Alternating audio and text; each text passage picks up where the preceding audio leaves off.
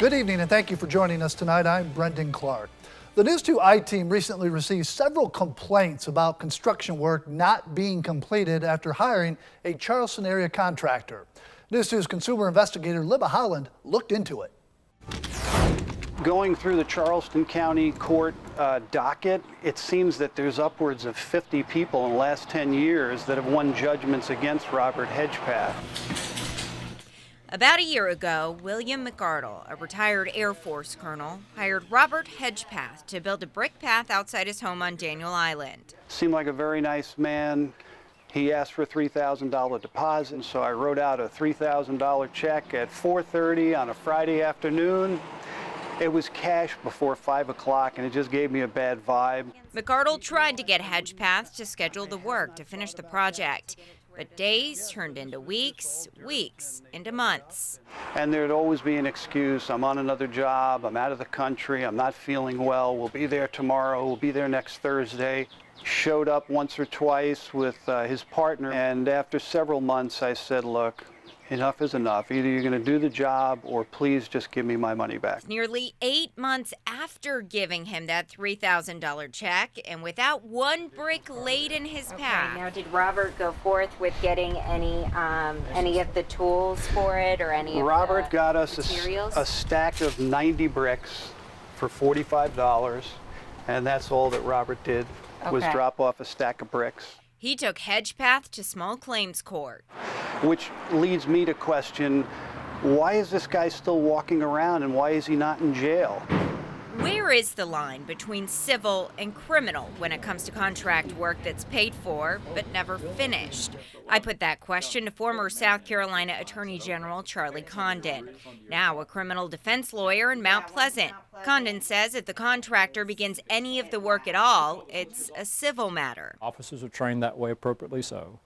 And prosecutors, if cases are made, will generally dismiss those cases because you cannot prove the fraudulent intention because there was some work done. It then becomes a dispute over the amount of civil work or work that was done that should be handled in civil court.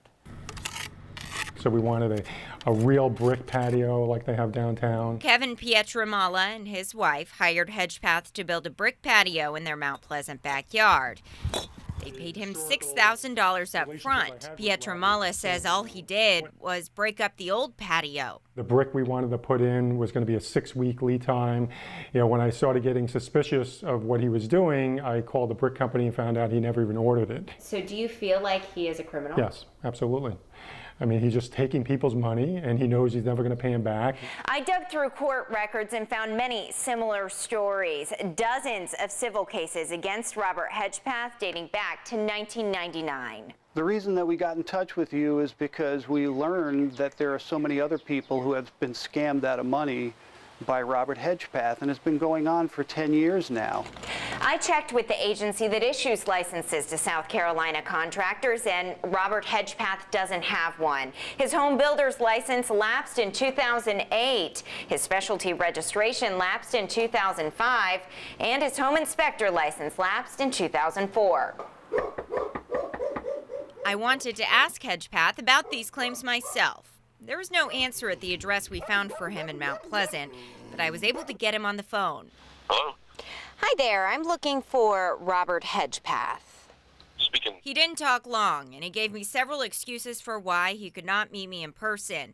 But when we talked again a few hours later, I asked him about one claim that he still owes $320,000, another that he owes $6,000. Hedgepath said, quote, "What's your point with this? So does just about every other builder in this town. That went on way back from when the economy went bad." Hedgepath went on to say, those are being dealt with and have been dealt with. In that same phone conversation, Hedgepath told me that several of the cases against him are now settled. Colonel McArdle won a court judgment against him, as did another man, Joe Saccharin, who you'll meet tomorrow night in part 2 of my report. But as of today, neither one of them received a cent. Libba, News 2. Our latest News 2 investigation found a low country contractor accepting money for projects he starts but never finishes. Consumer investigator Libba joins us with another case that went to court and the 3 things that you need to do before hiring a contractor. Libba? Brent and I pored over Charleston County Court documents and found several judgments against that contractor, Robert Hedgepath. But some who filed the complaints are still out thousands of dollars. Tonight, I show you exactly how to protect yourself. He seems like a normal contracting guy. Joe Saccharin wanted to build a fence around his home. Flannel shirt, looks like a normal working guy. And he found contractor Robert Hedgepath through an online search. I went with Robert because he seemed to be the most reputable. Saccharin paid Hedgepath $3,400 up front, but after months of back and forth, It was a crew of one guy to install a 300-plus foot fence, and he was going to do it in 2 days. the fence was never finished, so Saccharin canceled the service. That down payment, gone. There are several risks associated with hiring a contractor. One of them is trusting a stranger with your money. That we're always doing something different. Jack Ross owns a repair business in North Charleston. He says don't be surprised if a contractor asks you for money up front for materials. That's kind of a double-edged sword. A contractor exposes himself when he purchases material out of his pocket and doesn't have any deposit monies up. But former Attorney General Charlie Condon sees it differently. If the contractor insists upon payment up front, don't do it. Condon, who is now a criminal defense lawyer, says it might be better for you to get the materials yourself. You'll quickly find that if the person's reputable, they'll be happy to do that. But if they're looking to scam people, they're less happy to do that. You should also do your homework. Ask to see the contractor's license. If a contractor refuses to give their license number, that should be a red flag immediately. Or you can look up the license yourself. Log on to the agency's website, type in the person's last name or their business, and their license will or won't come up. The thing that a customer should do, and part of the investigating your contractors, get a scope of work and a timeline. There are things that happen that, when you're pulling a door apart, you may find more rotted wood. So that happens, but communicate that. Joe Saccharin eventually got his fence. I waited a year until I got my next bonus, and I put a fence in.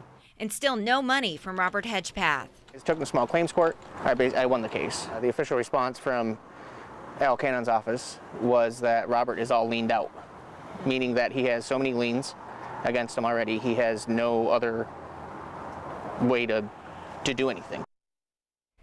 I spoke with Robert Hedgepath over the phone several times about the complaints and the judgments against him, but he wouldn't agree to an on-camera interview.